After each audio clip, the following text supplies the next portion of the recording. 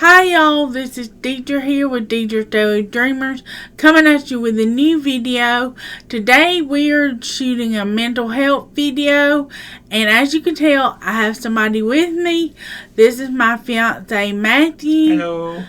And today our topic of discussion is going to be advocating for a loved one, and how it's going to work is I'm going to ask him a question and he's going to give us an answer. And before we get started, if you have a family member that's mentally ill, ask yourself these questions if you need to advocate for your loved one. Okay, you ready? Yep. Okay, our first question is, how do you define advocating for a loved one? Sorry, these are all pre-written, so. You ensure the best quality of care for someone that you love. Okay, number 2, what do you call advocating by doing or action? To be an advocate, you must be present at the appointment and for the person's reoccurring treatment. Most importantly is to be present for and care for the person who is being prescribed the treatment. You assist them to follow that prescription, and your advocacy bridges the gap between the care of the individual and each doctor's appointment. Okay.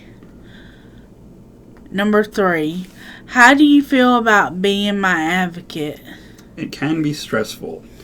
As an advocate, you are required to put the other person's needs ahead of your own. That means taking on all of the additional responsibilities and needs of that person. And as a must, their needs come before yours as an effective advocate. Okay. Next question. How are you currently having to advocate for me? I'm the voice between doctors. I'm filling in the gaps between one specialty from one doctor to the next, such as symptoms. Say a neurologist or a psychologist has no care what's going on with her GI tract and her physical ailments. They aren't responsible between the two, and they don't, or usually never, think to make those associations between the two. You, as an advocate, must be there to describe and document those individual things. They can't do they're able to do it for themselves, but if there's someone there, backing them up, the doctor may take them more seriously. Okay. How has advocating taken a toll on you? Can you describe? Again, in a word, it's stressful. It's taxing both mentally, physically, and at times financially. It takes time to be present for an advocate, and takes away from your own time for any and all various things. It's also emotional. The biggest one is emotional. You see your partner struggling or your loved one struggling, and because of either you don't have the credentials to help them, or you do not have the know-how or access to those things that may help them the most, you are limited and constrained by what is within the confines of what you are able to do. That is one of my conflicts personally, is I know far more than my credentials find it within my purview to do. And so it's heartbreaking at times to watch things play out, but I keep going and making sure that where I can help, I do as best I can. Okay. What are some tips you would give someone about advocating for their loved one? Biggest one, get their medical records in their entirety if you can. Why? Because doctors, they don't have the time to sit there and mull over each and every single patient's potentially decades-long medical records. You are the living medical record for them. If they don't happen to read it, and you know something that they're missing, you have to be explicit and very direct to be sure that what they are wanting to do has either already been tried and failed, or was helpful but was, a course correction was necessary later on. You have to be the person who is there and knows that inside and out, because the doctor doesn't have the time nor the inclination most of the time to even do that. So to effectively be an advocate, you must know that your loved ones care back to front, forward, backwards, upside down, sideways. Okay. Do you have any more tips?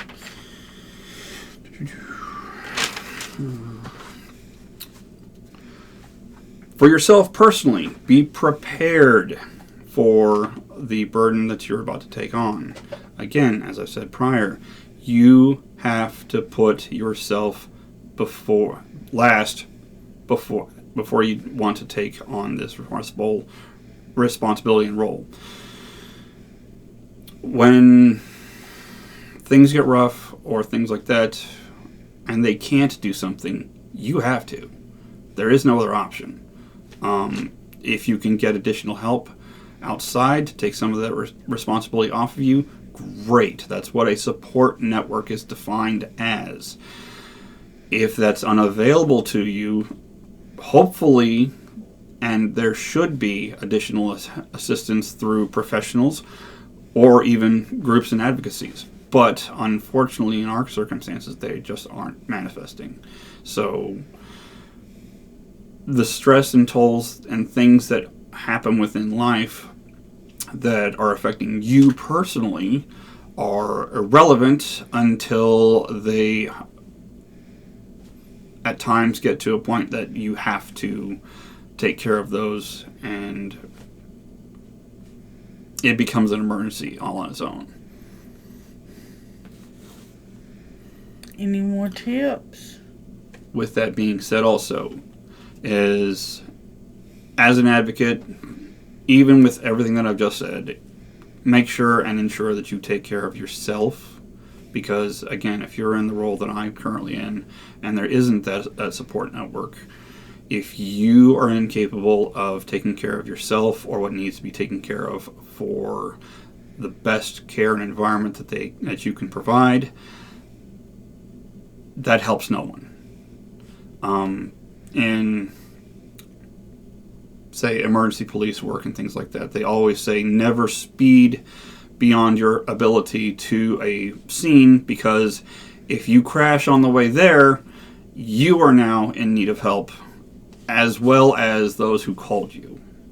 So take care of yourself. Make sure that you are still capable of doing what you need to do, in addition to helping those that you care for. Okay. Lastly, is keep a journal. Not only for yourself, but also in between doctor visits for your loved one. Why? Again, because memory is faulty. If you are capable of documenting who, what, when, where, why, and how, and in this particular instance with medication, how much, you have to have a written documented record, because you, as an advocate, without an MD or PhD or anything like that, guess what? You don't have access to their medical records. Whatever the doctor decides to prescribe and write down, you have no idea what that is. However, if you document that in your journal, in between visits, you can talk with greater accuracy and competency to the next doctor you might have to talk with. That's the only way that you have a continuous and seamless fill-in-the-gaps story for more effective advocating, where doctors drop the ball. Do you have any more tips?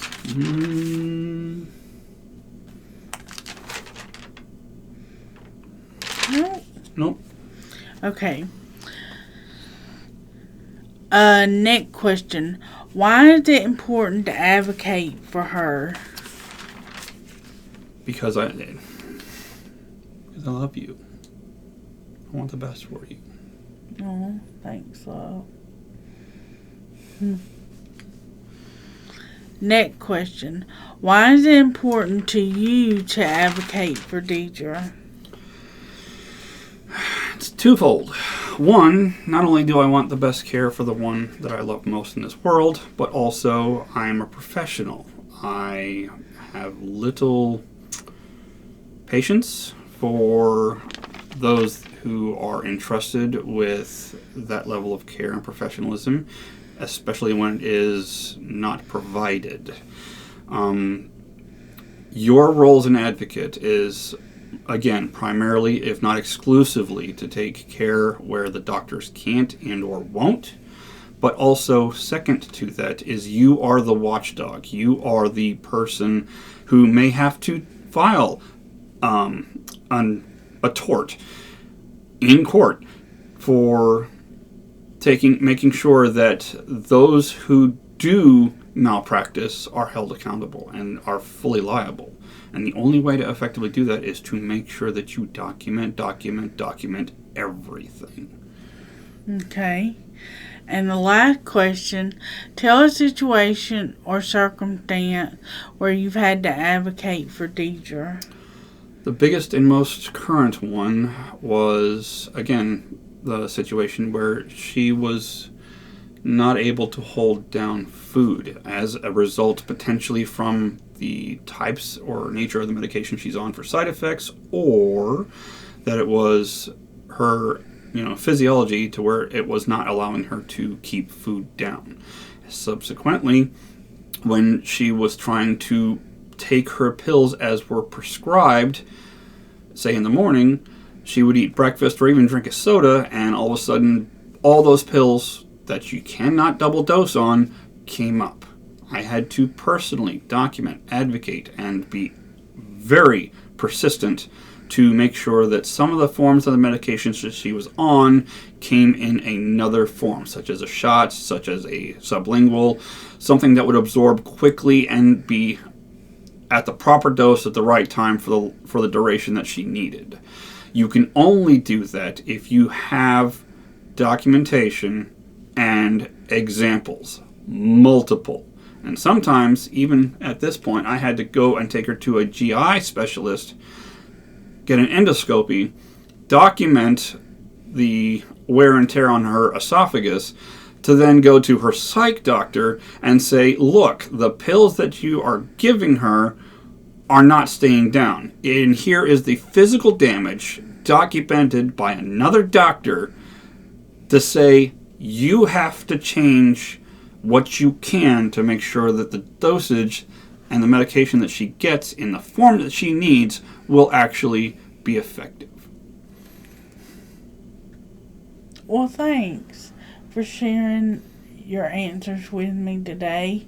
And I hope that, and we hope that this video has helped you and helps you in advocating for your loved one. And with that being said, advocating takes time, patience, is rewarding, helpful, useful, tedious, and detailed, and requires lots of responsibility.